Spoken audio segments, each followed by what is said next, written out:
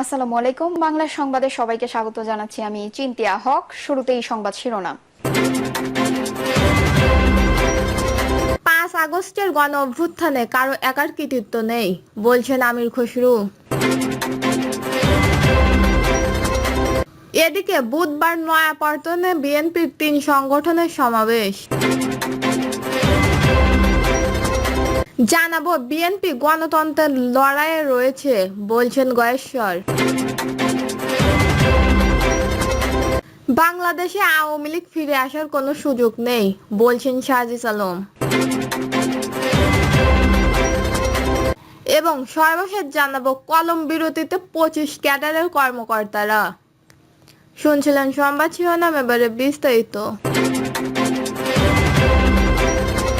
5 আগস্টের গণ অভ্যুত্থানে কারো একার কৃতিত্ব নেই, বলছেন আমির খসরু।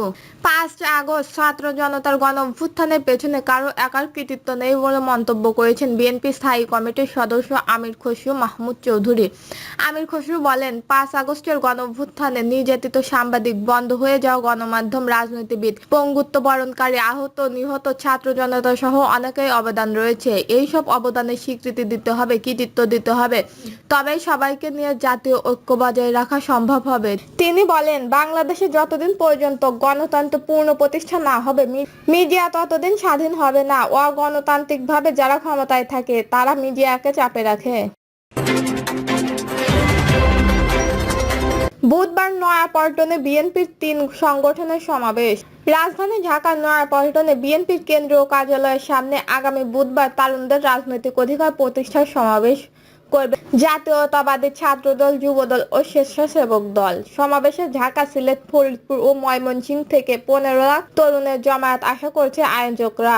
তরুণদের কাছে টানতে মে-মার্চ জুলাই কর্মসূচি ঘোষণা করে বিএনপির এই 3 সংগঠন। কর্মসূচি অনুযায়ী 4টি বড় বিভাগ ও শহরে 2টি দিন করে মোট 8 দিন সেমিনার ও সমাবেশ করেছেন তারা।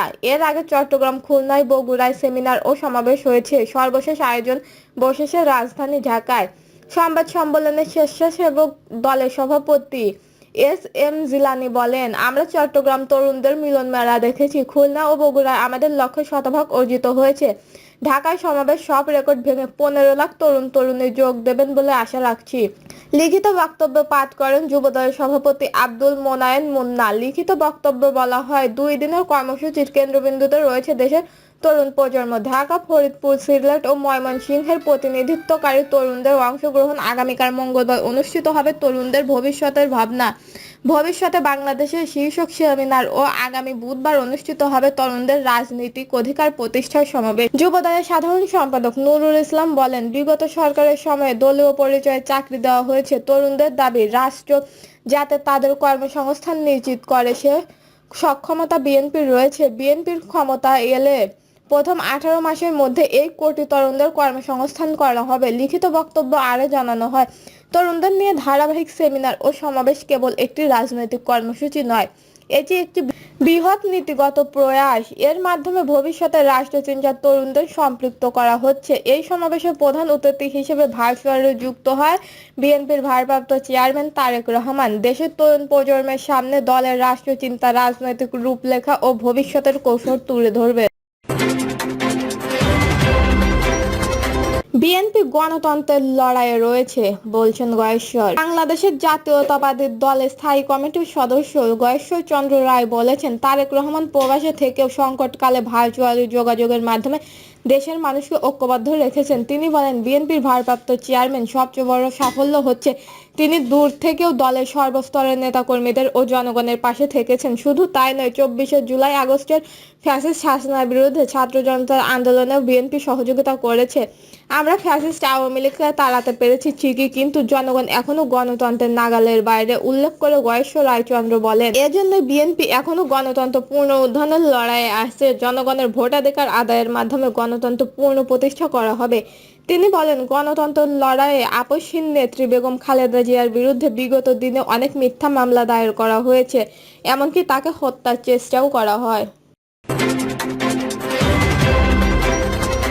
বাংলাদেশে আওয়ামী লীগ ফিরে আসার কোনো সুযোগ নেই বলছেন শাহরিজ আলম। বাংলাদেশে আওয়ামী লীগ ফিরে আসার কোনো সুযোগ নেই, খুনি হাসিনা ফিরে আসার সুযোগ নেই। আসলে একটি কারণেই তারা আসবে, সেটা বিচারের কাঠগড়ায় দাঁড়ানোর জন্য। বাংলাদেশের বর্তমান রাজনৈতিক পরিস্থিতি আওয়ামী লীগের প্রশ্ন সবাই ঐক্যবদ্ধ বলে মন্তব্য করেছেন এনসিপির উত্তরাঞ্চলের মুখ্য সংগঠন শাহরিজ আলম। খুনি হাসিনার ক্ষমতায় টিকে থাকার জন্য হাজারেরও বেশি মায়ের বুক খালি করেছেন এ দাবি করে তিনি বলেন, ওই খুনির বিচার বাংলাদেশে হওয়া উচিত। ওই খুনির বিচার নিশ্চিত না হওয়া পর্যন্ত অন্তর্বর্তীকালীন সরকার যেন তাদের জায়গা থেকে ওঠার চিন্তা না করে বা অন্য কারো হাতে দায়িত্ব দেওয়া চলে না যায়। আমরা এই বাংলাদেশে এই খুনির বিচার দেখতে চাই। আমরা এই বাংলাদেশে যে আশাগুলোকে সামনে রেখে তরুণরা রক্ত দিয়েছে সেই সিস্টেমকে সংস্কার করতে চাই। তিনি আরো বলেন, আমরা নিজেদের সঙ্গে বিভাজন তৈরি করে এমন কোনো অযৌক্তিক বা অপ্রাসঙ্গিক কথা যেন না বলি। এখন সরকার যারা আছেন, যারা সরাসরি কোনো দলের প্রতিনিধি নন, তারা গণঅভ্যুত্থানের প্রতিনিধি এবং রাজনৈতিক দলগুলোকে পরামর্শক্রমে তারা সরকারের জায়গা করে নিয়েছেন। নির্বাচন প্রসঙ্গে তিনি বলেন, নির্বাচন দ্রুত দিতে হবে এটা কথা হতে পারে না, বরং কথা হবে এটা হওয়া উচিত যে নির্বাচন স্বচ্ছ ও সুষ্ঠু করার জন্য সাময়িক প্রক্রিয়াগুলো সম্পূর্ণ করে বিচার এবং সংস্কারের শেষে নির্বাচন হতে হবে। বিগত সময়ে রাজনৈতিক দলগুলোর মনোনয়ন বাণিজ্য সম্পর্কে তিনি বলেন, আমরা দেখেছি আগে এমপিরা টাকা দিয়ে মনোনয়ন কিনতো, তারা দলীয় প্রভাবে নির্বাচিত হতো এবং জনগণের কথা না ভেবেই নেতাদের তোষামেত করেই সময় কাটাতো, কিন্তু জনগণের দিকে খেয়াল করার সময় পেত না। এইসব নেতারা নির্বাচনের আগে জনগণের পকেটে 500-1000 টাকা ঢুকিয়ে দিতে প্রচারিত করত এবং নির্বাচনের পরে সেবার নামে হাজার হাজার জনগণের পকেট থেকে টাকা নিয়ে নিত। তিনি আগামী নির্বাচনে দলমত না দেখে ভালো মানুষকে নির্বাচিত করে সামনে এগিয়ে নেওয়ার আহ্বান জানায়। ভালো মানুষ ভালো এবং খারাপ মানুষ খারাপ বলার মানসিকতা নিয়ে খারাপ মানুষকে ছুঁড়ে ফেলা দিতে হবে, তা না হলে আওয়ামী লীগের আমলের মতো সর্বত্র দুর্নীতি শুরু হবে বলে আশঙ্কা প্রকাশ করেন তিনি। নারী সমাজ জাতির অর্ধেক অংশ উল্লেখ করে ভালো মানুষ নির্বাচনে তাদের সমর্থন আশা করেন। সরকারি অফিসগুলোতে দুর্নীতি রোধে জনসম্মুখে প্রকাশ করার আহ্বান জানান তিনি। আরো বলেন, বিগত সময়ে হাসিনার রাজনৈতিক সংস্কৃতি ধ্বংস করেছে, খারাপ ভাষা ব্যবহার করেছে, কোনো দলের নাম না নিয়েই তিনি বলেন, এখন দেখছি একটি রাজনৈতিক দলের সিনিয়র নেতারাও এইসব ভাষা ব্যবহার করছে। এটা কোনো রাজনৈতিক ভাষা হতে পারে না।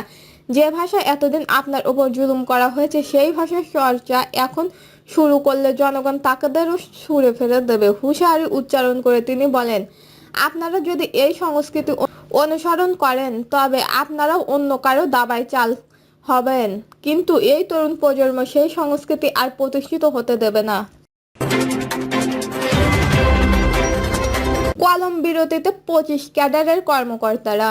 ক্যাডারের বৈষম্য নিরসন, উচ্চ সচিব পদে পদোন্নতিতে কোঠা বাতিল সহ কয়েক দফা দাবিতে আজ থেকে প্রশাসন ছাড়া বাকি 25টি ক্যাডারের কর্মকর্তারা কর্মবিরতি পালন করছেন। সকাল 9টা থেকে দুপুর 12টা পর্যন্ত সারা দেশে দুদিন এই কর্মসূচি পালন করবেন তারা। বিজ্ঞপ্তিতে বলা হয়, সম্প্রতি সময়ে সামাজিক যোগাযোগ মাধ্যমে লেখালেখির জন্য 25 ক্যাডারের 12 জন সদস্যকে সামরিক বরখাস্ত করা হয়। সরকারের বিভিন্ন মহল থেকে বিষয়টি সমাধানের জন্য আশ্বস্ত করা হয়েছিল। দীর্ঘদিন ধরে বিষয়টিকে আটকে রাখা হয়েছে। সম্প্রতি কয়েকজনের বিরুদ্ধে বিভাগীয় ব্যবস্থা গ্রহণের কার্যক্রম চলমান।